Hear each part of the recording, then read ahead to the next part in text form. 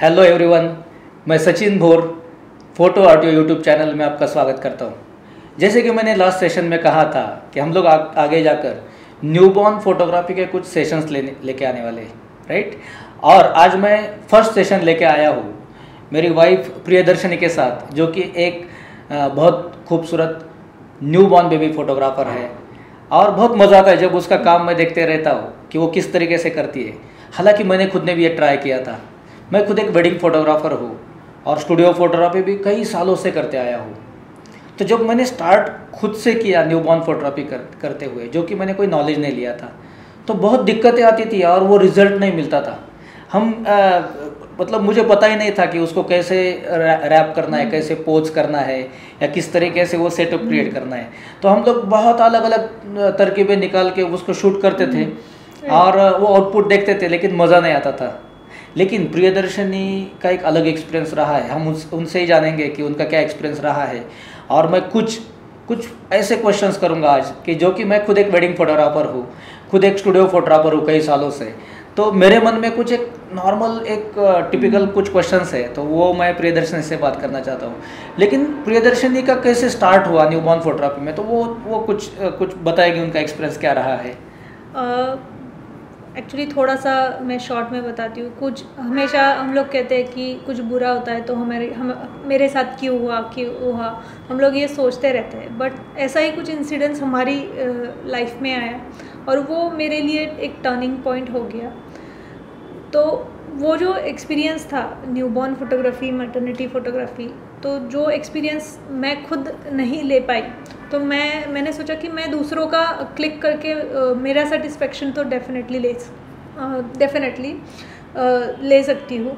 तो इसलिए एक्सीडेंटली मैं न्यूबॉर्न फोटोग्राफी में आई। और जब तक मैंने ये सोचा नहीं था कि मैं न्यूबॉर्न फोटोग्राफर बनूंगी, तब तक मैंने कभी कैमरा भी हैंडल नहीं किया था। एकदम जो नए हम लोग कहते हैं कि मैं खुद डरती थी जब सचिन मुझे फ़ोटो निकालने के लिए कहते थे। तो ये तो प्रियदर्शनी की स्टार्ट हो गई। अब मैं मेरी जो सोच है फोटोग्राफी में, जैसे मैं वेडिंग्स करते आया हूँ, तो अगर मैं खुद वेडिंग फोटोग्राफी करते करते अगर न्यूबॉर्न फोटोग्राफी करना चाहूँ, तो क्या मैं कर सकता हूँ? जी ज़रूर। तो मैं पहला क्वेश्चन ये करूँगा कि क्या है एग्जैक्ट, मतलब न्यूबॉर्न फोटोग्राफी क्या सब्जेक्ट क्या है? न्यूबॉर्न फोटोग्राफी जो होता है, जो बेबी बॉर्न होने के बाद पहले 1 से 1.5 महीने तक जो टाइम पीरियड होता है, उसमें किया जाने वाला शूट होता है। और उसमें 2 टाइप से शूट होता है। एक होता है लाइफस्टाइल सेशन और दूसरा होता है creative newborn photography. Lifestyle session मतलब जो हम लोग मोबाइल से क्लिक करते हैं, जो एक्चुअल बेबी जैसे सोया हुआ है, जगा हुआ है, खेल रहा है, तो उसको लाइफस्टाइल हम लोग कहते हैं। और दूसरा होता है क्रिएटिव न्यूबॉर्न फोटोग्राफी। तो क्रिएटिव न्यूबॉर्न फोटोग्राफी के लिए थोड़ा उनको पोज करना, उनका जो सेटअप है वो क्रिएट करना, कौन से एंगल से फ़ोटो निकालना, ये इस पूरा एक कॉम्बिनेशन होता है क्रिएटिव न्यूबॉर्न फोटोग्राफी। ओके। हाँ, क्योंकि ये मुझे भी पता चला अभी ही, क्योंकि कई बार ऐसे मैं भी पहले न्यूबॉर्न फोटोग्राफी शूट करता था कहने के लिए, जो कि सिर्फ वो बेबी को कैसे भी वो सुला दिया और कुछ कपड़ा वपड़ा का रैप कर दिया और क्लिक कर दिया। तो जब इतने अभी पिक्चर देख रहे हैं हम लोग, एक अलग ही स्टैंडर्ड और अलग ही ब्यूटी उसमें नज़र आ रही है। सो ये जैसे तुमने ये कैसे बनाया, मतलब ये एक स्किल कैसे डेवलप किया? मैंने एक्चुअली जब मैंने स्टार्ट किया तो मुझे भी बहुत डर लग रहा था कि मैं भी फ़ोटोज़ देख के मुझे भी लगता था कि ऐसी फ़ोटोज़ मैं कब निकाल पाऊँगी। तो उसके लिए मैंने बहुत सारे जो मेंटर्स है, इंटरनेशनल मेंटर्स, तो उनके सेशंस फॉलो किए, उनके इन पर्सन वर्कशॉप अटेंड किए हैं। और उसके बाद जो एक्सपीरियंस अब तक भी मैं सीख रही हूँ, और मुझे और भी आगे बहुत सीखना है, क्योंकि ये सिर्फ बेबी को रैप करते आया तो मैं बेस्ट फोटोग्राफर बन सकता हूँ, तो ऐसा नहीं होता है। मुझे तो ऐसे लगता था क्योंकि कई बार मैं फोटोग्राफर्स को मिलता हूँ तो कई फोटोग्राफर्स यही बोलते हैं कि मुझे सब आ रहा है, सिर्फ रैपिंग नहीं जम रही है। तो क्या सिर्फ रैपिंग अगर हम लोग कर सके तो बढ़िया न्यूबॉर्न फोटोग्राफी कर सकते हैं? जी मेरे ख्याल से तो रैपिंग एक्चुअली एक सिर्फ उसका एक हम लोग 10 to 20% पार्ट हम लोग कह सकते हैं न्यूबॉर्न फोटोग्राफी का, क्योंकि विदाउट रैपिंग भी बहुत खूबसूरत पिक्चर्स निकाली जाती है। तो रैपिंग अगर 10 to 20% पार्ट है तो बाकी जो 80% पार्ट है उसमें क्या क्या आता है? उसमें आता है बेबी हैंडलिंग, उसमें आता है बेबी पोजिंग, जो हम लोग सेटअप क्रिएट करने वाले हैं वो उसमें आता है। उसके बाद आता है लाइटिंग। ओके। और सबसे जो इम्पोर्टेंट होता है ना, ये सब चीज़ें भी बहुत बार ऐसा होता है कि हम लोग एक्सपीरियंस से बहुत अच्छी तरह से कर सकते हैं, बट राइट एंगल से शूट करना बहुत ज़्यादा ज़रूरी होता है। अच्छा, तो एंगल बहुत ज़्यादा ज़रूरी है। एंगल से मुझे एक बात लगती है कि जैसे मैं वेडिंग फोटोग्राफी करता हूँ और जब प्रियदर्शनी ने स्टार्ट किया प्रॉपर प्रोफेशनली न्यूबॉर्न फोटोग्राफी, तो मैं भी वहाँ पे कुछ शॉट्स लेना चाहता था। और वो शॉट लेते समय मैं एक मेरे टिपिकल एंगल जो रहते थे कि भाई बेबी नीचे है तो बस एक टॉप व्यू से पिक्चर क्लिक करने, और मैं वो क्यूरियोसिटी में बहुत सारे पिक्चर क्लिक करता था जो कि प्रियदर्शनी रिजेक्ट करती थी। तो मुझे वो जानना है कि एग्जैक्ट वो क्यों रिजेक्ट किए जाते थे मेरे फोटोज़। और मैं एक वेडिंग इतने सालों से फोटोग्राफर हूँ, इतने फोटोशूट्स आज तक मैंने किए, लेकिन मेरे पिक्चर जब रिजेक्ट होते हैं न्यूबॉर्न फोटोग्राफी के, तो उसमें एग्जैक्ट क्या मिस्टेक्स रहती थी कि जहाँ पे वो फोटो रिजेक्ट होते थे? बेसिकली रिजेक्ट हम लोग इसलिए करते थे कि वो पिक्चर्स खूबसूरत दिखनी चाहिए, क्योंकि न्यूबॉर्न ये जो टॉपिक है ये इतना सेंसिटिव है कि वो हर एक के दिल के पास रहता है वो टॉपिक, कि हमारी बेबी की जो पिक्चर्स है वो उसकी लाइफ टाइम के लिए वो रहने वाली है। तो उसमें बेबीज़ खूबसूरत कैसे दिखे, तो बेबीज़ डेफिनेटली हर एक बेबी बहुत खूबसूरत होता है, बट दूसरे के नज़रिए से बेबी को खूबसूरत दिखना वो एक फ़ोटोग्राफ़र का स्किल होता है। अच्छा, तो हम लोग ये कह सकते हैं कि ये जो एंगल बेसिकली जो होता है, जब हम लोग बाकी सब रैपिंग, उसकी स्टाइलिंग, उसकी पोजिंग, उसकी लाइटिंग, उसका सेटअप क्रिएशन, राइट, और उसमें कलर कॉम्बिनेशन भी रहेगा, और ये सब करने के बाद सबसे इम्पोर्टेंट पार्ट आएगा जो हम लोग कैमरा व्यू फाइंडर से देखते हैं, तो उसमें एंगल, राइट। और हम अब टिपिकल कॉमन एंगल जैसे भी कहीं पे भी घूमकर अगर उसको 360 डिग्री शूट करते रहे, तो वो ब्यूटी शायद उसमें ओपन नहीं हो रही है। और उसका एक स्किल डेवलप करना होगा, वो जानना होगा, पहले एक्सपर्टीज से जानना होगा कि एग्जैक्ट क्या है उसका परफेक्ट एंगल जो कि उसकी ब्यूटी ओपन करे, एक ब्यूटीफुल एंगल हम लोग कैसे करें। तो जैसे अगर मेरी आदत ये रह चुकी है कि मैं कई शॉट्स लेता हूँ और कई सारे पिक्चर्स क्लिक कर वो मुझे लगता है कि यही सबसे बढ़िया है, तो मुझे अगर मेरा एंगल परफेक्ट करना है या मेरी जो विजन है उसको और विथ स्किल अगर डेवलप करना है, तो उसको इसके लिए क्या ट्रिक रहेगी? जैसे अपने वेडिंग फोटोग्राफी में उस लेवल तक फोटोग्राफी लेके जाने के लिए जैसे आपने स्टडी किया है, ओके, तो इसी तरह आपको भी न्यूबॉर्न फोटोग्राफी का स्टडी करना बहुत ज़्यादा ज़रूरी है।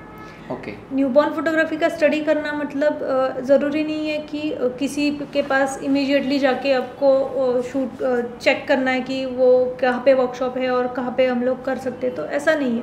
जो इंटरनेशनल मेंटर्स है, तो आप उनके लाइव्स देखिए, आप उनके वीडियोस देखिए, आप उनकी फ़ोटोज़ देखिए, तो उनको ऑब्ज़र्व करना आप स्टार्ट कीजिए, और उसके बाद शायद आपके रिजल्ट्स में 10 to 20% चेंजेस डेफिनेटली आएंगे। ओके, तो ज़्यादा से ज़्यादा हमें जो अदर फोटोग्राफर्स जो प्रोफेशनल्स है न्यूबॉर्न के, उनके सेशंस देखना होगा, उनके पिक्चर्स देखना होगा, उनके पिक्चर्स को अलग अलग आर्टिस्ट के पिक्चर्स देखकर हमें हमारी विजन प्रॉपर करनी होगी कि एग्जैक्ट इन्होंने एंगल्स कौन से लिए।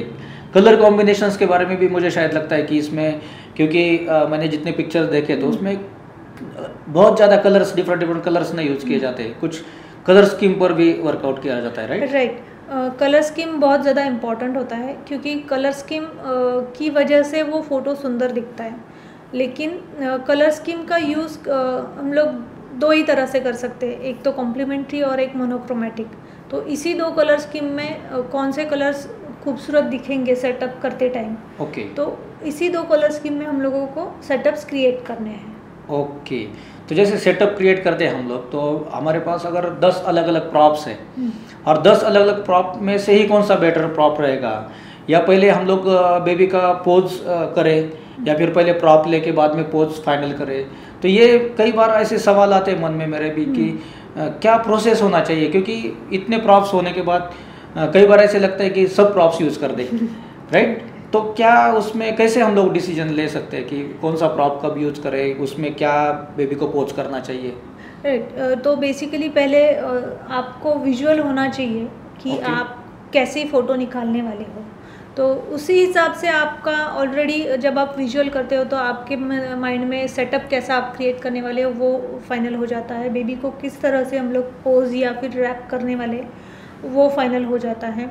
उसके बाद अब पार्ट आता है कि बेबी को पोज करने के बाद लाइटिंग सेट करना पड़ता है, क्योंकि बेबीज़ मूव होते रहते हैं तो उनके अकॉर्डिंग वो लाइटिंग सेट करना होता है। और लाइटिंग सेट करने के बाद कौन से एंगल से, क्योंकि हर एक बेबी को हम लोग सेम पोज नहीं हो सकता, हर एक बेबी का कंफर्ट अलग अलग होता है। ओके। तो लेकिन उसकी जो ट्रिक्स है एंगल्स की, तो वो एंगल से बेस्ट अगर हम लोग क्लिक करें तो वो बेस्ट फोटोग्राफ या फिर बहुत खूबसूरत फ़ोटो हम लोग कह सकते हैं। ओके, लेकिन अब इतना प्रोसेस है उसमें, राइट? और एक लेयर वाइज वो काम करना होता है। जब पोजिंग की बात आती है तो इतना डर लगता है कि क्या बेबी वो पोज देते, मतलब उनका अगर हाथ अगर ऐसे हम लोग रख रहे हैं उसके फेस के नीचे या उनके जो लेग्स है उनको अगर फोल्ड कर रहे हैं तो क्या बेबी को कुछ तकलीफ तो नहीं होती? कुछ उनको उनका जो प्रॉपर जो फ्लेक्सिबिलिटी है उसको अगर हम लोग स्ट्रेच कर रहे हैं या फिर कुछ उसको कोई रिस्क तो नहीं है उसमें?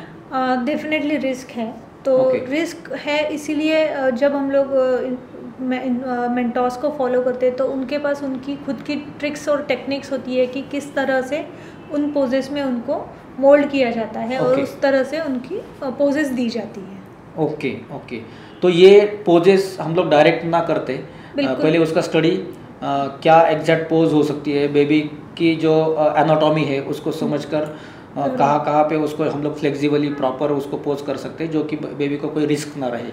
ये जानना बहुत ज़्यादा जरूरी है। बहुत ज़्यादा ज़रूरी है कि बेबीज़ को हर्ट होना नहीं चाहिए। बेबीज़ अगर किसी पोज में डिस्कम्फर्ट है तो उसमें नहीं करना है, ये समझने के लिए भी पहले हम लोगों को उनका कंफर्ट समझना मतलब सिर्फ रैपिंग अगर सीखे या सिर्फ प्रॉप्स है मेरे पास और बेबी को बस उसमें सुला दे तो ऐसा काम नहीं होगा।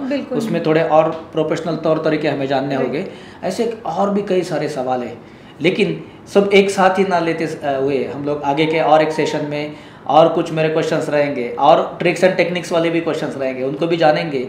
लेकिन ये कुछ मेरे इतने सालों से मैं काम करते आया हूँ और कभी कभी हम लोग क्या है, थोड़ा ईगो भी होता है, थोड़ा हर्ट भी हो जाते हैं, यार मैं इतने सालों से काम कर रहा हूँ और इसमें क्या सीखना है और इसमें क्या अलग एंगल रहेगा, इसमें क्या प्रोफेशनल एंगल रहेगा, इसमें क्या।